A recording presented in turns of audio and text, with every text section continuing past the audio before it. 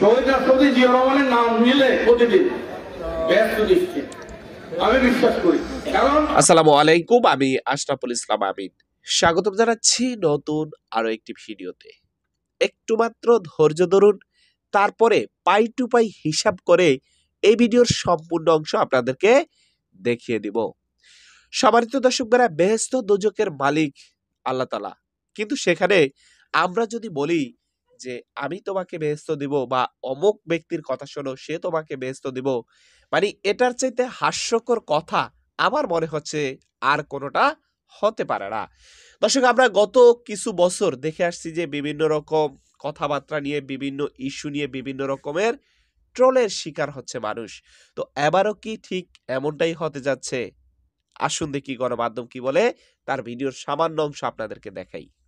কখন করে একটা দল যারা বেহেশত সার্টিফিকেট দেয়, কি দেয়? বেহেশত সার্টিফিকেট প্রতিনিয়ত বিক্রি করে।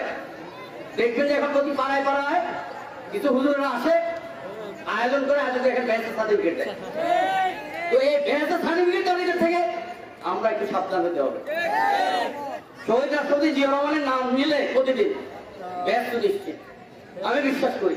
কারণ উনি দেশের জনগণের সাথে হটকারিতা করেন নাই, দেশের জনগণের সাথে প্রতারণা করেন নাই, দেশের মাটির সাথে উনি প্রতারণা করেন, দেশের জনগণকে মুক্তিযুদ্ধে যুদ্ধ করেছেন, দেশ পুনর্গঠন করেছেন, পুনর্নির্মাণ করেছেন, দেশকে অর্থনৈতিকভাবে স্বাবলম্বী করেছেন।